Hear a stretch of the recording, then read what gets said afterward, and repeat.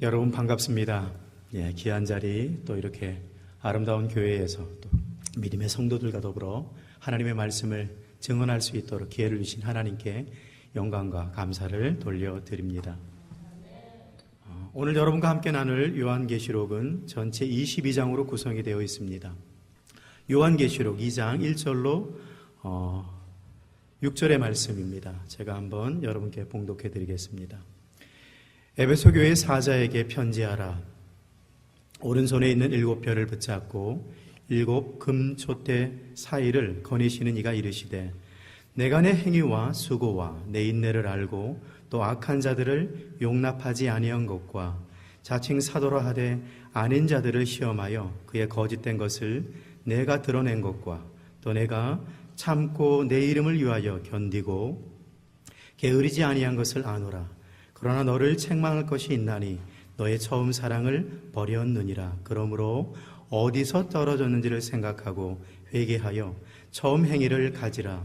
만일 그리하지 아니하고 회개하지 아니하면 내가 내게 가서 내 촛대를 그 자리에서 옮기리라. 오직 내게 이것이 있으니 내가 니골라 당의 행위를 미워하는도다. 나도 이것을 미워하노라. 기이는 자는 성령이 교회들에게 하시는 말씀을 들을지어다. 이기는 그에게는 내가 하나님의 낙원에 있는 생명나무의 열매를 주어 먹게 하리라. 잠시 말씀 전하기 전에 기도드리겠습니다. 고맙고 감사하신 하나님 아버지, 거룩한 성일날 주님의 존전에 나와서 마음을 다하여 하나님을 예배하며 말씀을 들을 수 있도록 우리에게 은혜를 주시오니 감사를 드립니다. 하나님, 우리에게 생명이 있는 것이 곧 하나님의 은혜요, 또 오늘 하루 살 수 있는 것도 모두 주께서 우리에게 베푸신 은혜인 줄로 믿습니다. 하나님, 이 시간 우리 성령 하나님께서 우리 복된 선교교회 성도들 이 예배 가운데 함께 자정하여 주시고 주님 홀로 영광받아 주옵소서. 감사를 드리오며 거룩하신 우리 주 예수님 이름으로 기도하옵나이다. 아멘. 오늘 여러분과 함께 나눌 요한계시록은 전체 22장으로 구성이 되어 있습니다. 전체 22장의 말씀을 크게 6개 문단으로 한번 나눠보게 되면은 1장은 밤모섬의 유배 중에 있던 사도 요한이 환상 중에 하나님의 계시를 받게 되어 계시록을 기록하게 되었던 배경에 대해서 자세히 기록이 되어 있습니다. 2장, 3장을 통해서는 소아시아 7교회를 향한 하나님의 칭찬과 책망 그리고 격려의 메시지가 기록이 되어 있습니다.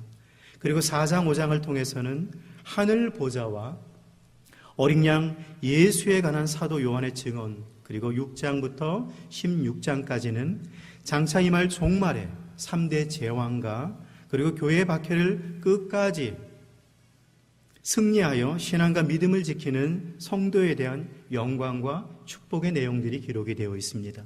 그리고 17장, 18장을 통해서는 당대 악의 축이 되었던 바벨론의 멸망을 예언하고 있고요. 마지막으로 19장부터 22장을 통해서는 주님의 재림과 최후 심판이 반드시 주어질 것과 그리고 심판 후에는 바로 새 하늘과 새 땅, 새 예루살렘이 하늘에서 임하게 될 것이고 성도는 영원히 그곳에서 하나님과 더불어 함께할 것을 약속하고 있습니다. 오늘 함께 나눌 본문 요한계시록 2장은 특별히 당대의 사도들의 복음 증거로 사명을 감당했던 7교회에 대한 하나님의 칭찬과 그리고 더불어 짧은 책망 그리고 더 나아가 격려의 메시지가 기록이 되어 있습니다. 요한계시록을 통한 교훈은 분명 말씀을 통하여 자신을 성찰하고 종말의 때를 잘 준비함으로 인하여 신앙과 믿음을 온전히 지켜서 겸손히 주를 섬기며 이웃을 섬기는 삶을 지속함으로 마침내 영생을 취하는 성도가 될 것을 당부하는 메시지가 바로 요한계시록의 주 내용이라고 믿고 있습니다. 사랑하는 우리 선교회 성도 여러분, 요한계시록을 깊이 묵상하심으로 예수님께서 재림하시는 그날까지 영적으로 잘 준비하여 마침내 영생을 취하는 우리 사랑하는 성도들의 삶이 되시길 주님의 이름으로 축원을 드립니다. 오늘 등장하는 에베소 교회는 2000년 전에 당대의 많은 칭찬을 들었던 교회 가운데 하나입니다. 여러분이 잘 알듯이 에베소 교회는 바울의 3차 전도 여행 중에 에베소에 바로 사도 바울이 세웠던 교회입니다. 사도 바울이 세운 교회로 바울은 약 3년간 에베소 교회를 개척했고요. 그리고 치리하게 되었고, 그가 교회를 비운 동안은 그의 영적인 아들이라고 말할 수 있는 젊은 목회자, 누굽니까? 디모데 목사입니다. 디모데 목사가 인수하여 목회를 하게 되었습니다.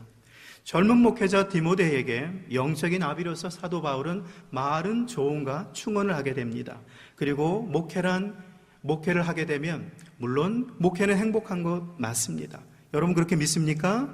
하나님을 위해서, 하나님의 영적인 양인 성도를 위해서 섬길 수 있는 기회가 주어진 건 정말 복인 줄로 믿습니다. 그러나 우리가 목회 서신서라고 할 수 있는 디모데 전후서를 보게 되면 영적인 아비인 사도 바울이 젊은 목회자 디모데에게 충언과 조언을 아끼지 아니하게 됩니다. 물론 우리가 영적으로 너무 행복하고 좋지만 현실 속에서는 어려움이 있을 것을 젊은 디모데 목사에게 충언하면서 이런 어려움이 있지만 그럼에도 불구하고 영적으로 강건하여 목회를 잘할 것을 부탁하는 그 내용이 바로 디모데 전후서인 것입니다. 3년간의 바울의 열정과 그리고 성도들의 땀방울이 결실을 맺게 되어서 우상 숭배가 극에 달했던, 그리고 웅장한 아데미 신전을 세우며 황제 숭배가 난무했던 그 바로 지역에서 수많은 영혼의 결실을 맺으며 성장했던 교회가 바로 에베소 교회였습니다.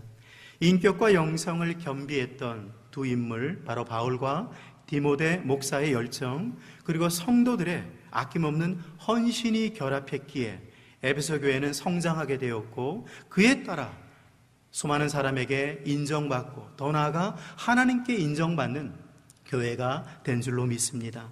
오늘 성경이 밝히는 에베소 교회 성도들이 들었던 칭찬이 나타납니다. 크게 3가지 정도로 나타나는데 오늘 저는 이 칭찬과 관련돼서 여러분과 함께 나누기를 소망합니다. 요한계시록 2장 1절 3절은 이렇게 말씀합니다.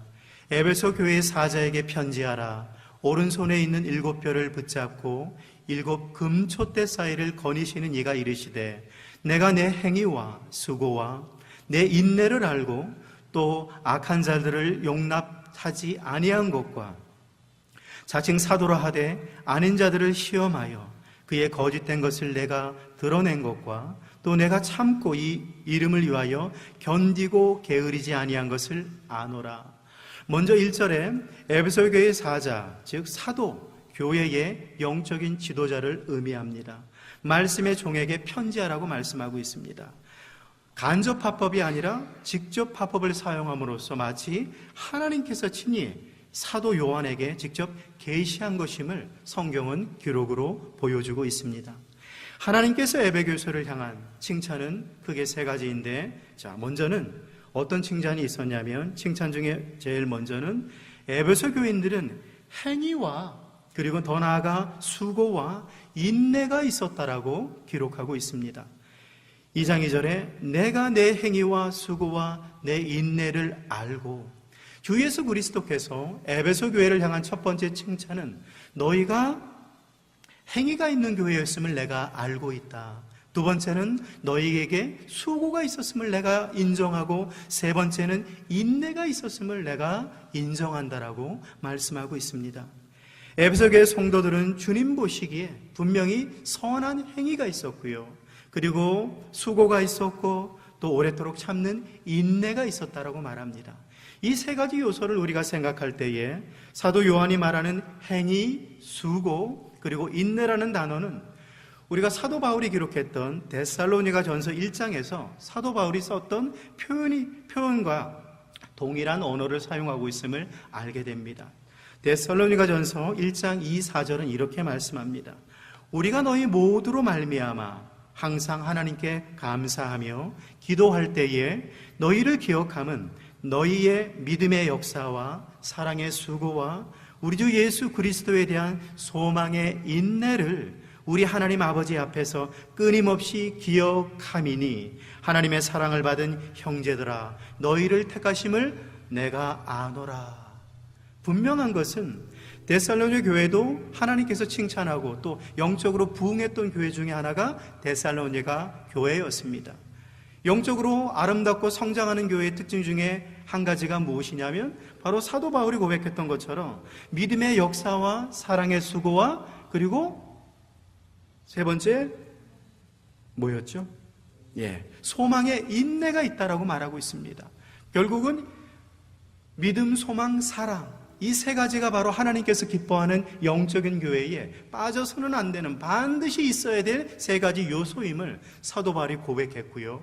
그 내용들이 데살로니가 교회에 있을 뿐만 아니라 오늘 요한계시록의 칭찬으로 등장하는 에베소 교인들에게도 동일하게 있었음을 성경은 말씀해주고 있는 것입니다. 사도 바울이 말하는 믿음의 역사, 그리고 사랑의 수고, 그리고 소망의 인내를 사도 요한은 짧은 단어로 바꿨지만 동일한 의미를 표현하고 있습니다. 행위가 있고 수고가 있고 인내와 연관지어 생각할 때에 이것은 동일한 언어임을 우리는 인정하게 되는 것입니다. 에베소 교인들의 행위란 곧 믿음에 근거한 행위를 말하고 있습니다. 믿음이 있기 때문에 우리가 나타나는 행위가 그들에게 분명히 있었고요. 바로 믿음의 역사를 의미합니다.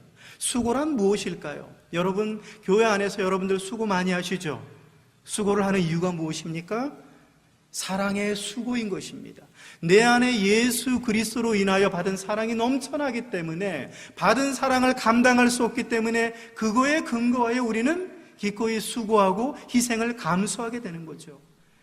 어떻게 보면 육적인 노동이고 서비스, 헬프가 좋을 수도 있지만 때로는 힘들 때도 있습니다. 맞습니까? 그럼에도 불구하고 내 육체가 힘들고 고달픔에도 불구하고 여러분 성도들을 섬기고 이웃을 돌아볼 수 있는 힘의 원천은 무엇입니까? 내 안에 사랑이 있기 때문에 바로 남을 위해서 수고하고 헌신할 수 있게 되는 줄로 믿습니다.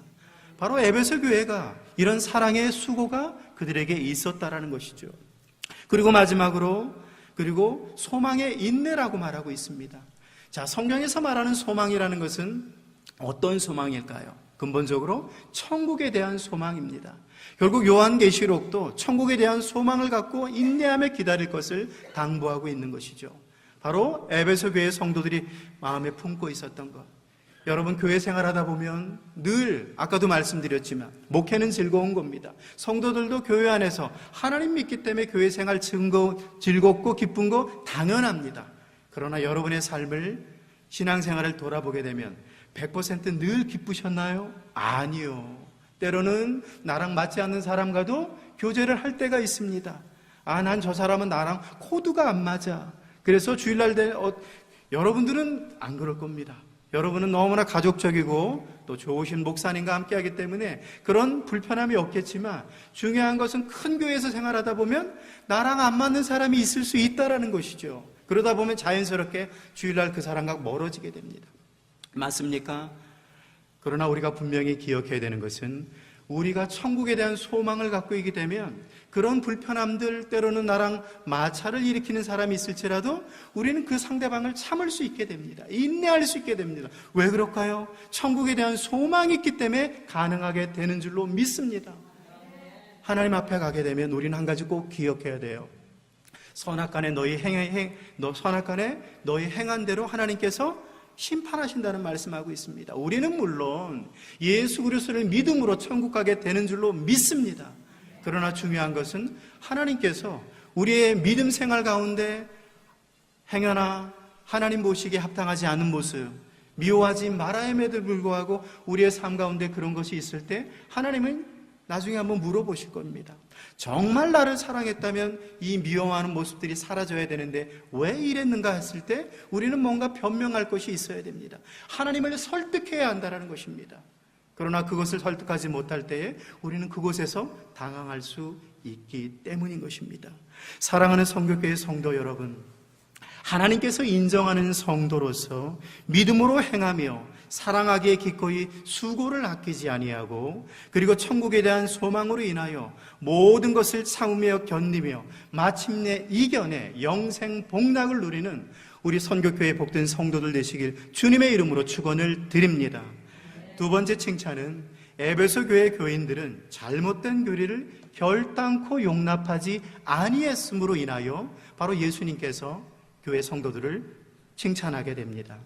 계시록 2장 2절에 악한 자들을 용납하지 아니한 것과 자칭 사도라 하되 아닌 자들을 시험하여 그의 거짓된 것을 내가 드러낸 것과, 두 번째, 신앙생활에 있어서 교리의 중요함이라는 것은 아무리 강조해도 지나치지 아니한 줄로 저는 생각합니다. 이유는 교리의 중요성을 잊을 새에 우리는 나도 모르는 사이에 이단에 기속될 수 있기 때문입니다. 그것이 무엇이 잘못되고 그것이 무엇이 옳은지를 분명히 내가 정립하지 않고 있을 때에 우리는 이단들의 그 속삭임에 넘어갈 수 있기 때문이라는 것이죠.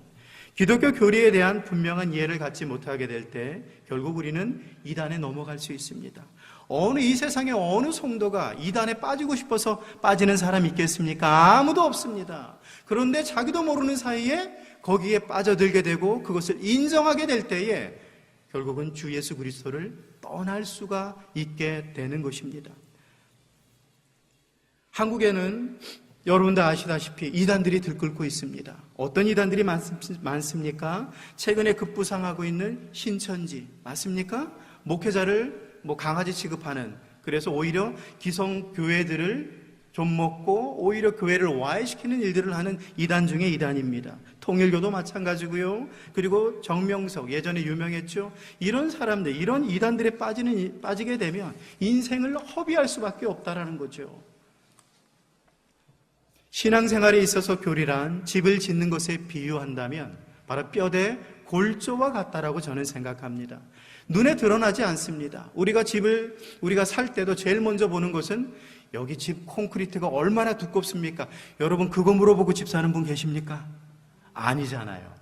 가게 되면 그냥 아름다운 거, 그냥 겉모습과 속 내면의 인테리어 아름다운 거, 그거 보고 사는 경우가 많지 벽 두께나 이런 온벽이 얼마나 두껍게 들어갔습니까? 라고 묻는 경우는 드뭅니다. 그러나 가장 중요한 것은 골조 프레임이 튼튼하지 않게 되면 그 집은 때로는 환란이 아니죠. 태풍이나 이런 것이 임하게 될 때 무너져 내릴 수 있음을 우리는 염두에 두어야 합니다. 제가 대학교를 다니던 시절에 있었던 일입니다. 한국에서 대형 백화점 붕괴 사고가 일어났습니다. 아마 여러분들도 기억하실 겁니다. 상풍백화점이 붕괴가 내려앉게 되었죠. 그 사건으로 제 친구의 어머니도 상풍백화점 사고로 목숨을 잃으셨습니다. 당시 붕괴 사고로서 사망자가 502명이 났고 부상자가 937명, 또 제 기억으로는 6명은 아직도 찾지 못했다라고 알고 있습니다. 서울 강남의 부유층들이 다니던, 그리고 그 백화점이 한순간에 무너져 내렸던 이유가 여러분 무엇이라고 생각합니까? 가장 부유한 사람들이 살았던, 그들이 다니는 그 백화점이 왜 무너질 수밖에 없을까? 현장 조사를 통해서 알려졌던 사실은 건물의 설계는 전혀 문제가 없었다라고 말합니다. 설계는 전혀 문제가 없었는데 어디에 문제가 생기냐면 시공업체들이 설계 도면대로 건물을 짓지 아니했다라는 것이죠. 온벽의 두께를 얇게 만들었고 프레임을 얇게 만들음으로 인하여 무게하정을 견디지 못하게 되어서 내려앉게 되었다라는 것입니다. 즉 백화점을 설계할 때 무게하정을 정확하게 계산해서 견딜 수 있도록 필요한 두께와 그리고 필요한 온벽의 두께를 정해서 프레임으로 세우게 되는데 단가를 남기기 위해서, 그렇죠? 단가를 남기기 위해서 얇은 거를 만들었다는 것입니다. 결국은 사람들이 낮에 백화점에 거니는 그 순간 무너져 내릴 수밖에 없었다는 것이죠. 겉으로 눈에 보이지 않는 건물의 온벽과 프레임, 골조가 튼튼하지 않게 되면 언젠가 건물은 무너질 수 있다는 것을 이 뉴스를 통해서도 우리는 시사를 해주고 있다고 생각합니다. 신앙에 있어서도 중요한 것은 신앙의 뼈대가 굳건하게 서 있을 때에 우리의 신앙이 요동치지 아니한다라는 것입니다. 여러분의 신앙은 어떠십니까? 나는 환경이 바뀌고 주변에 아무리 고난과 환란이 와도 내 믿음은 튼튼하다. 아멘입니다. 아멘입니까? 물론 우리의 삶 가운데 그렇게 믿음으로 나아가야 됩니다. 그런데 때로는 믿음이 연약한 자들은 환경과 고난 앞에 믿음이 흔들리는 경우가 생긴다라는 것이죠. 그리고 누군가 내게 좋은, 내가 원래 듣고 있던 이 신앙의 교리하고 다른 것을 얘기했음에도 불구하고 내게 좋다는 생각이 들 때에 쫓아가는 경우도 있을 수 있다라는 것입니다. 우리가 기독교 교리 가운데 특별히 여러분 유념하셔야 됩니다. 자, 이단과 정통을 나눌 수 있는 세 가지 방법이 있습니다. 그것은 예수 그리스도와 관련된 세 가지 교리에서 출발하게 됩니다. 정통과 이단을 가르는 가장 기본적인 교리가 무엇인가? 첫 번째, 예수 그리스도의 신성과 인성을 동시에 인정하는가? 자, 여러분께 묻겠습니다. 여러분, 예수 그리스도께서 하나님 되심을 믿고 계십니까? 아멘. 자, 예수 그리스도께서 동일하게 완전한 인간이심을 믿고 계십니까? 아멘입니다. 이 부분에서 주저하게 될 때에 이단으로 흘러갈 수 있다는 거죠. 우리가 성경을 통해서 분명히 인정해야 되는 것은 예수 그리스도는 완전한 하나님이시며 또한 어떤 분이시다? 완전한 인간임을 인정해야 합니다. 그러나 이단들은 이 둘 중에 한 가지만 인정하게 됩니다. 예수 그리스도는 신성, 하나님이시고 인간이 아니다 라고 말합니다. 인간이 어떻게 인류를 구원할 수 있는가? 이런 논리를 갖고 넘어가겠죠. 또 그 반대도 마찬가지입니다. 하나님은 신이 아니라 인간이라고 말하는 경우도 있다는 거죠. 그러나 분명한 것은 우리는 알아야 합니다. 예수 그리스도는 완전한 하나님이시며 인간됨을 믿을 때에 하나님의 역사가 이루어질 것이고 우리의 영생이 주어짐을 믿는 복된 성도들 되시길 주님의 이름으로 축원을 드립니다. 두 번째, 우리가 또 생각해야 되는 것은 예수님께서 성령의 잉태로 동정녀 마리아를 통해서 세상에 나심을 믿고 있는가? 여러분께 묻습니다. 예수 그리스도께서 이 세상에 임하실 때에 남자를 알지 못하는 동정녀 마리아의 몸을 통해서 이 세상에 태어나셨음을 믿습니까? 아멘입니다. 이 부분에 있어서 주저하게 될 때에 자, 이 부분을 우리가 어떤 사람 믿지 않게 된다면 예수님은 사생아가 되는 것입니다. 사생아가 뭔가요? 예?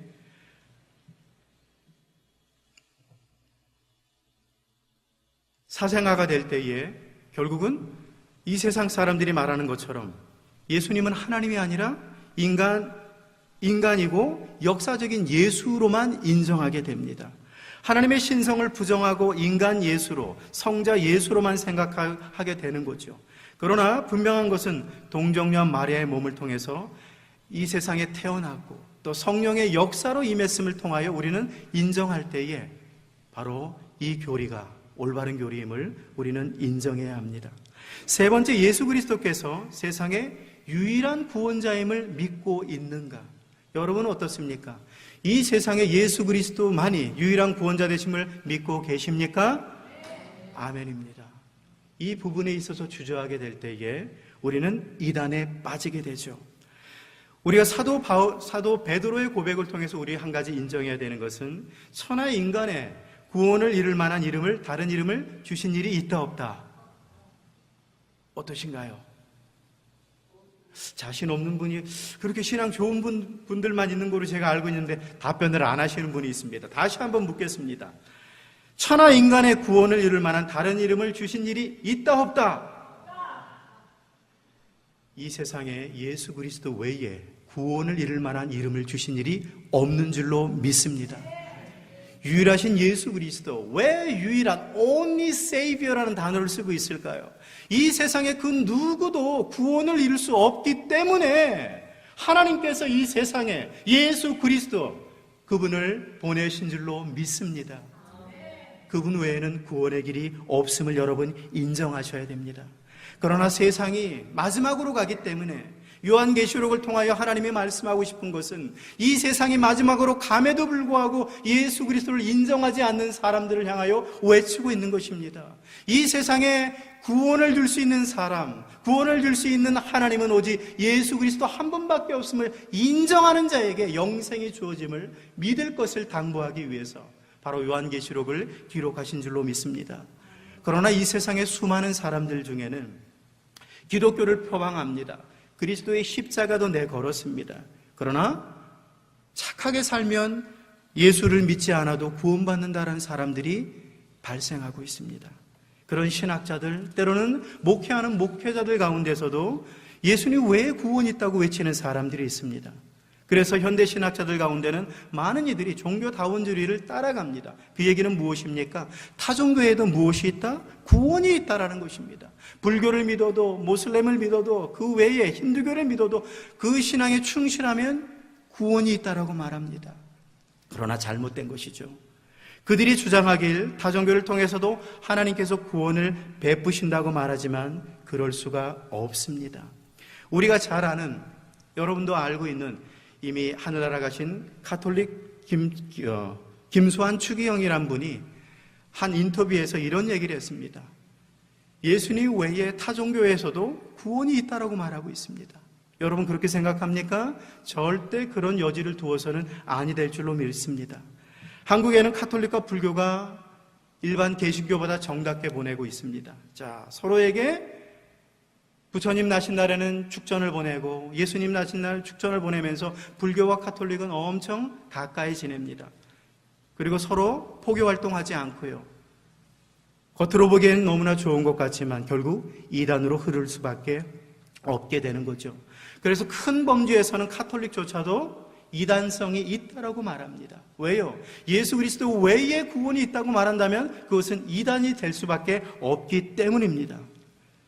만약 모든 종교에 구원이 있다고 한다면 여러분, 왜 12명의 사도가 2000년 전에 목숨을 담보로 전 세계에 선교 여행하며 실제 상당수의 사도가, 선교사들이 선교지에서 목숨을 바쳐 복음을 증거합니까?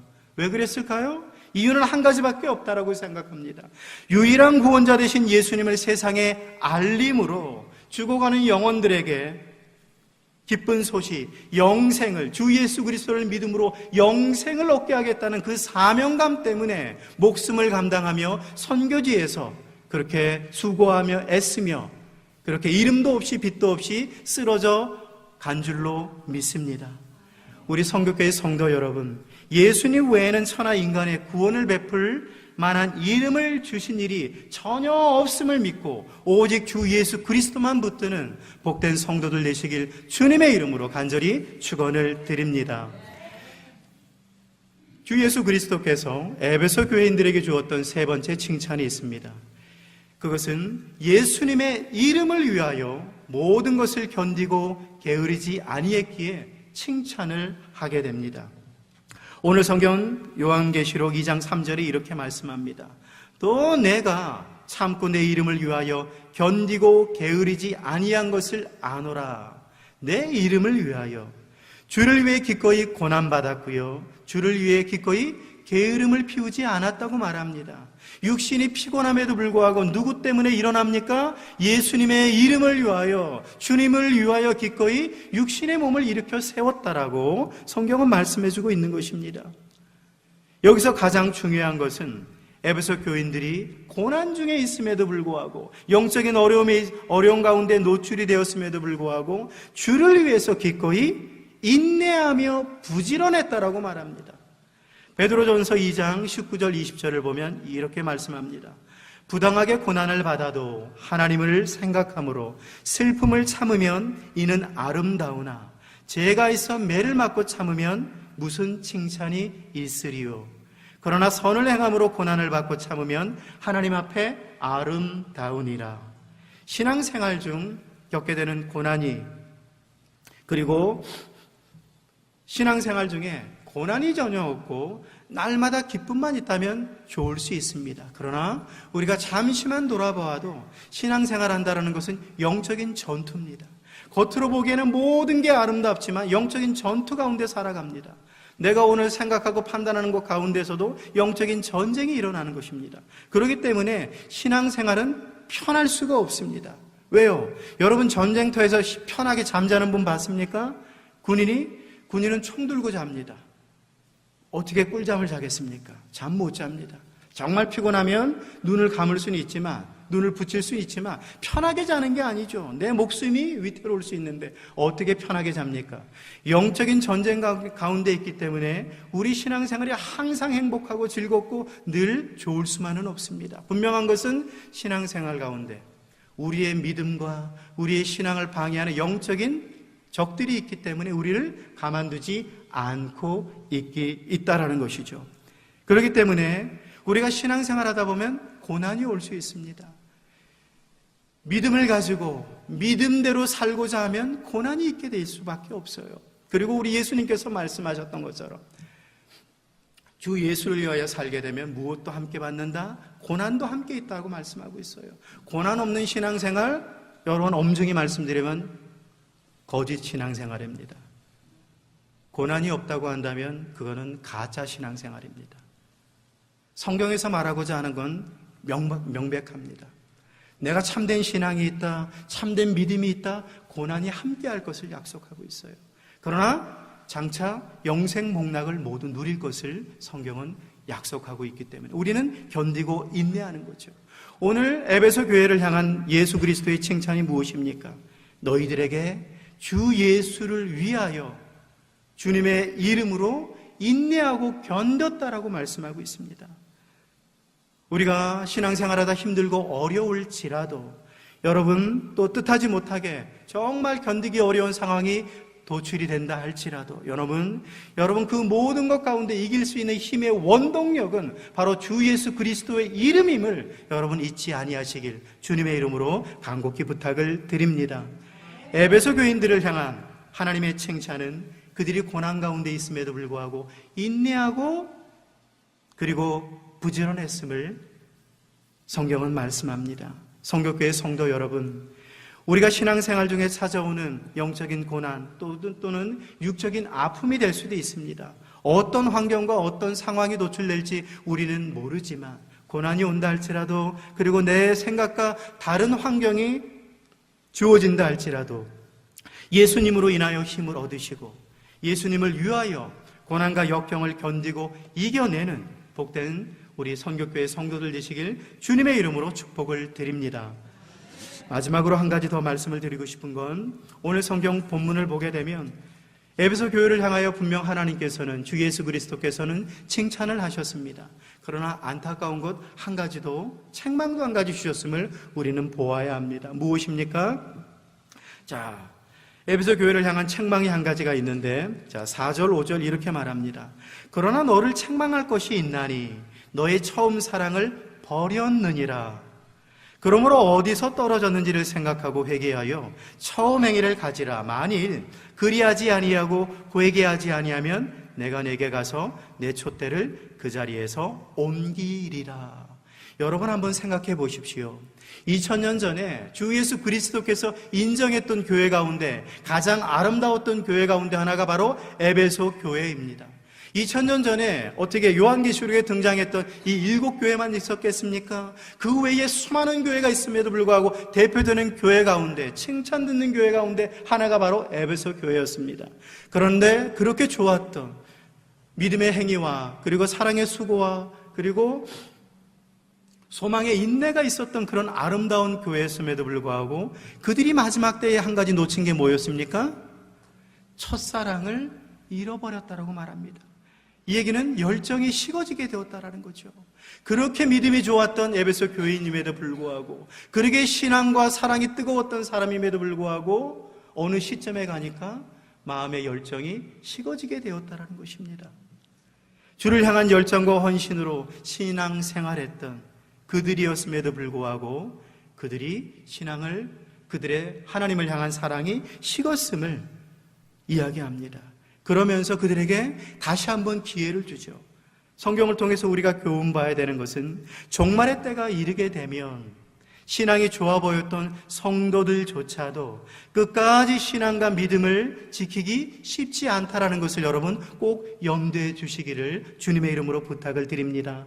행여 우리 가운데 열심히 주를 위해 살다가 행여의 마음 가운데 교회를 향한 서운함, 하나님을 향한 서운함 때문에 열정이 식어진 자 있습니까? 오늘 말씀을 기억하면서 오늘 주 예수 그리스도는 5절에 이렇게 권면합니다. 어디서 떨어졌는지를 생각하고 회개하여 처음 행위를 가지라. 자, 처음 행위가 무엇입니까? 여러분이 하나님의 몸된 교회를 섬기면서 가졌던 처음 행위가 무엇입니까? 오늘 성경에서 등장했던 세 가지, 믿음의 역사와 사랑의 수고와 소망의 인내, 결국 하나님의 교회가 가져야 될 것이 바로 이 세 가지라는 것입니다. 믿음이 있기 때문에 우리가 행하는 행위들, 그리고 내가 주 예수 그리스도의 사랑을 알기 때문에 기꺼이 했던 수고와 헌신들, 마지막으로 천국에 대한 소망이 있기 때문에 모든 것을 참았던 것. 참지 못하면 우리는 모든 것을 잃어버리게 됩니다. 인내하지 못하면 우리는 모든 것을 잃어버리게 됩니다. 마지막 때에 환란이 온다고 말합니다. 지금은 마지막 때라고 저는 믿고, 이거는 제 개인 소견이지만 여러분은 마지막 때에 주 예수 그리스도께서 오시기 전에 영적인 부흥이 세상에 임할 거라고 여러분 믿고 있습니까? 우리는 소망합니다. 그러나 엄격한 의미에서는 여러분, 이제는 내 믿음을 지킬 때가 왔어요. 여러분 믿음 지키는 것도 어려운 상황들이 도출될 수 있음을 여러분 인정하셔야 됩니다.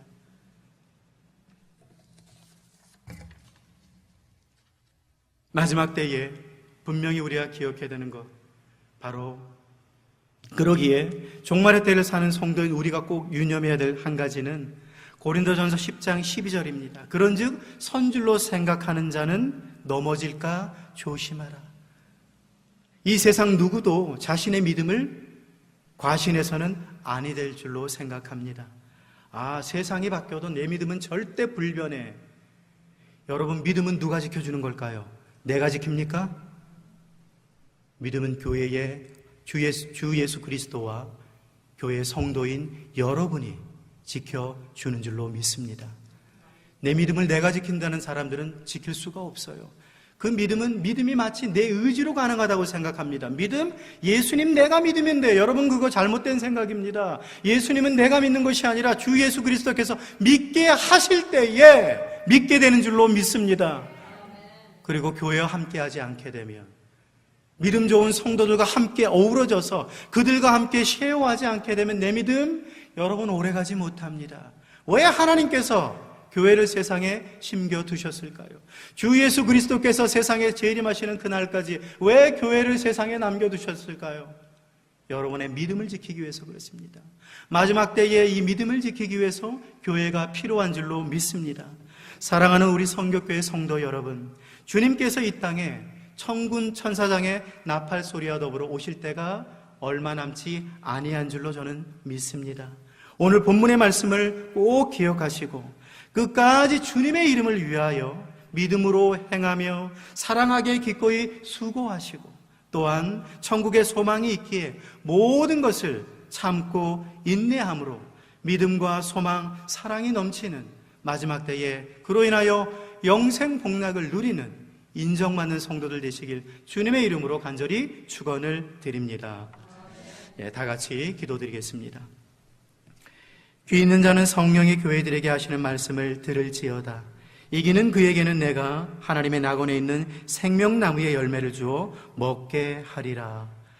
참으로 고맙고 감사하신 하나님 아버지, 하나님이 기뻐하시고 사랑하는 우리 선교교회 성도들과 더불어 요한계시록의 말씀을 함께 나눌 수 있도록 아버지 기회를 주시오니 감사를 드립니다. 하나님, 마지막 때의 믿음을 보겠느냐라고 하셨던 주 예수 그리스도의 말씀을 우리가 또한 되돌아보며, 하나님, 오늘 이 성경의 말씀과 같이 아버지 믿음의 행위를 행하며 그리고 기꺼이 주 예수 그리스도의 사랑으로 인하여 수고하며 헌신하며 또한 천국에 대한 소망이 있기 때문에 때로는 어려움이 있을지라도 하나님 인내하고 참고 견딤으로 인하여 마침내 하나님께서 예비하신 복을 누리는 우리 선교교회 성도들 될 수 있도록 축복하여 주옵소서. 하나님, 모든 것 주님께 맡깁니다. 거룩하신 예수님 이름으로 기도하옵나이다. 아멘.